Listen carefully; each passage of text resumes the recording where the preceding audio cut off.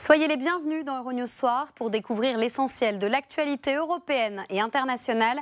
Voici les titres de ce journal. Attaque de Donald Trump à l'encontre du président français Emmanuel Macron avant le sommet du 70e anniversaire de l'OTAN.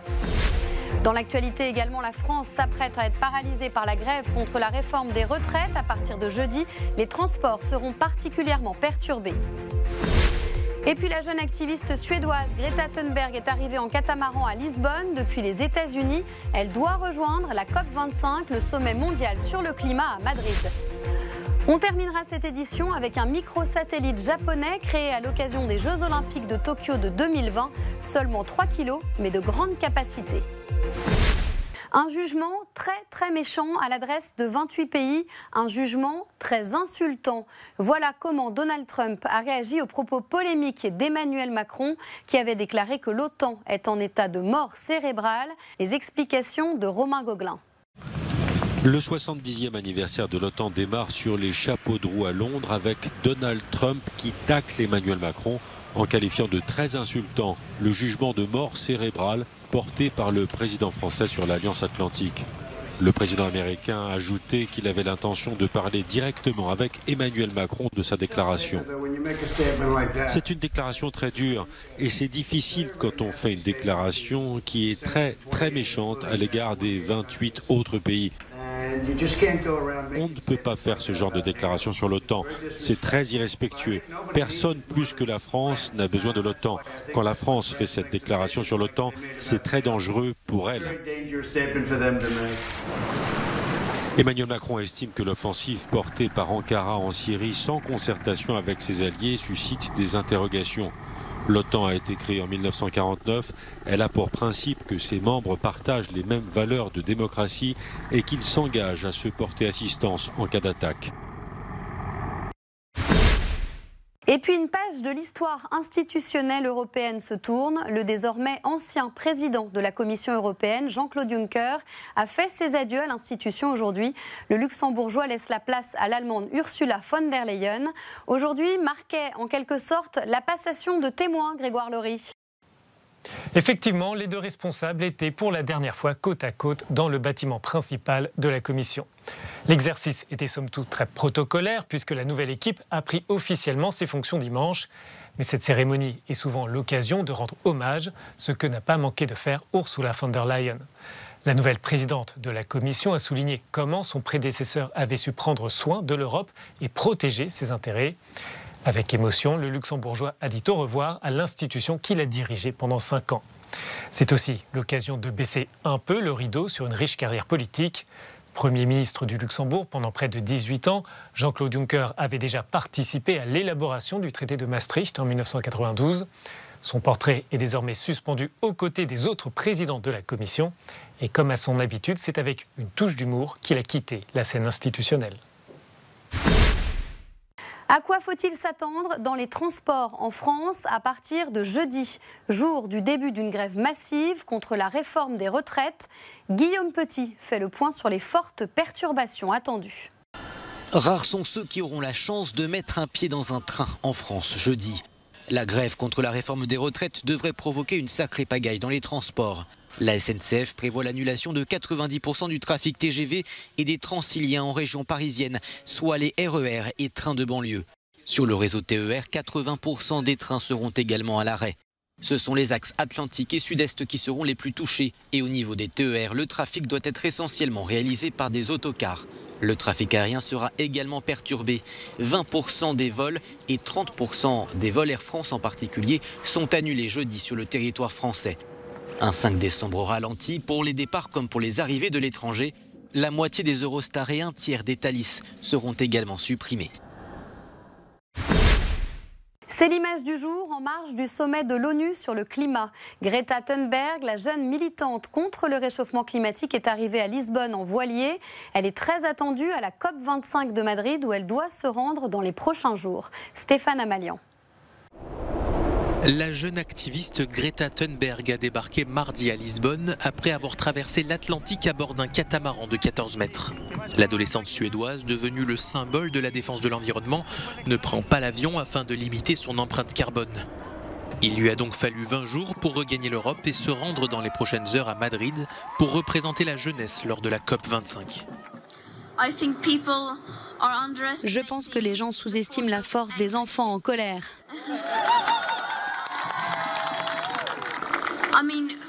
Nous sommes en colère parce que nous sommes frustrés pour une bonne raison. S'ils veulent que nous cessions d'être en colère, ils devraient peut-être arrêter de nous mettre en colère. Le sommet mondial sur le climat a débuté lundi. La jeune activiste y est très attendue. Elle a été capable de faire bouger les choses, d'ouvrir les cœurs de nombreux jeunes et de nombreuses personnes partout dans le monde. Nous avons besoin de cette énorme force pour intensifier l'action climatique. Nous devons y faire face plus rapidement, de manière plus profonde, pour lutter réellement contre le changement climatique. Nous avons donc besoin de Greta ici, avec toute cette force. Greta Thunberg s'était rendue à New York en bateau en septembre dernier pour assister au sommet de l'ONU sur le climat. Elle y avait dénoncé l'inaction des dirigeants mondiaux dans un discours poignant qui avait fait le tour du monde. La jeune militante doit se joindre ce vendredi à la marche pour le climat dans la capitale espagnole. Ouvrons maintenant une page économie. Les présidents français et américains minimisent leurs différends liés à la taxe française sur le numérique. Après les menaces de Washington, la situation semble s'apaiser. Le vin français, le champagne, la maroquinerie ou le roquefort seront-ils bientôt 2 fois plus chers aux États-Unis ? Washington menace d'imposer sur ces produits français des tarifs douaniers additionnels pouvant aller jusqu'à 100% si Paris ne renonce pas à sa taxe sur les entreprises du numérique, les GAFA.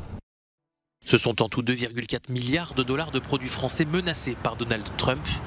Mais les deux chefs d'État qui se sont entretenus à Londres semblent vouloir enclencher un dialogue. Et ce qui avait été d'ailleurs discuté à Biarritz, et je regrette que cette solution soit abandonnée, parce qu'elle était bien meilleure et pour les États-Unis et pour l'Europe, c'est d'avoir une taxe au niveau de l'OCDE. C'est d'avoir une vraie taxe multilatérale qui permet de ne faire aucune distinction, aucun biais, mais de taxer ces activités numériques par rapport aux biais qu'elles créent dans chaque pays. On va voir ce que donnent les discussions dans les prochaines semaines, mais elles impliqueront de toute façon une réponse européenne, car en la matière, pas la France qui serait sanctionnée ou attaquée, c'est l'Europe. Nous avons une situation commerciale très injuste dans laquelle les États-Unis perdent beaucoup d'argent depuis de nombreuses années avec l'Union européenne. Des milliards et des milliards de dollars. Plus précisément, plus de 150 milliards de dollars par an. Donc nous ne voulons pas faire cela. Nous pouvons passer un marché ou adopter une approche dure. Nous pourrions résoudre ce problème instantanément si nous le voulions. Mais je ne veux pas faire ça. Ce sont nos amis, ce sont des gens avec qui nous avons eu des relations extraordinaires. Donc je suis sûr que nous pouvons trouver une solution. D'après la Commission européenne, l'UE agira de manière unie sur cette question. Bruxelles précise que l'Organisation mondiale du commerce est le meilleur outil pour désamorcer cette crise.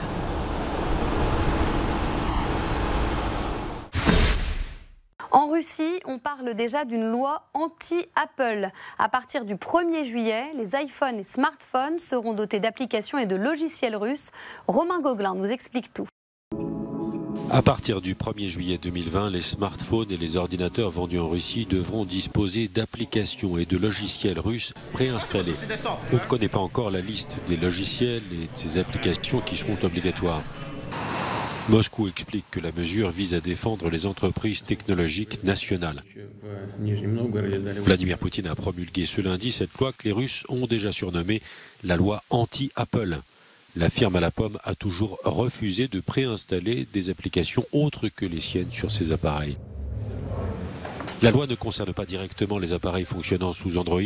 Dans cet écosystème, ce n'est pas Google, mais les fabricants des matériels informatiques qui choisissent les logiciels à installer. Mais cette législation pourrait néanmoins conduire à un monopole de certaines sociétés russes, ce qui irait à l'encontre des principes de l'Organisation mondiale du commerce, dont la Russie est membre depuis 2012.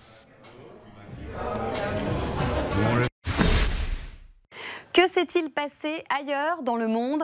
Comme chaque soir, voici notre tour d'horizon de l'actualité vu par les autres services linguistiques d'Euronews et en partie en version originale. Szisztematikusan építi le a sajtófüggetlenséget, a sajtószabadságot és a sokszínűséget a magyar kormány. Nos confrères hongrois s'intéressent au rapport établi par 6 médias internationaux sur la liberté de la presse dans leur pays.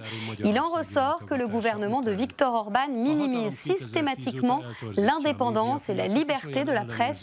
Il pointe aussi du doigt le contrôle sans précédent que le pouvoir exerce sur les médias. Le gouvernement suit une stratégie claire pour faire taire les critiques, dénonce ce texte.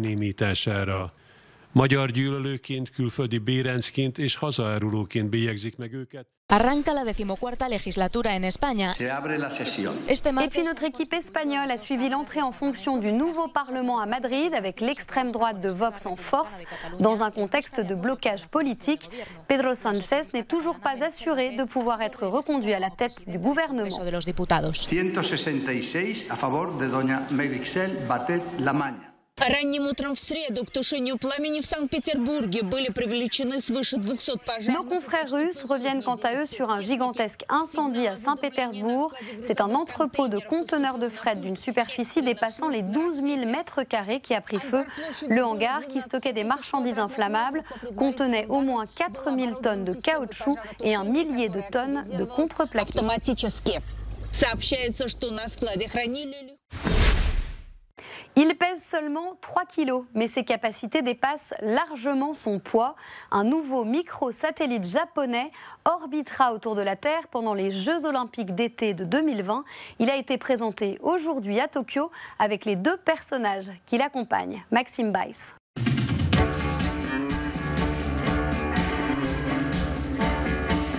Présentation officielle ce mardi à Tokyo d'un microsatellite d'un genre un peu particulier. Il va mettre en orbite ces 2 personnages issus du dessin animé bien connu au Japon, Mobile Suit Gundam. Ils seront lancés au-dessus de nos têtes l'an prochain, un peu avant les Jeux Olympiques, en coopération avec la très sérieuse agence spatiale japonaise. Équipés de caméras, ils devraient, une fois mis en orbite au-dessus de la Terre, envoyer des photos de leur aventure à nous, simples mortels, et devenir ainsi les premiers robots touristes de l'espace.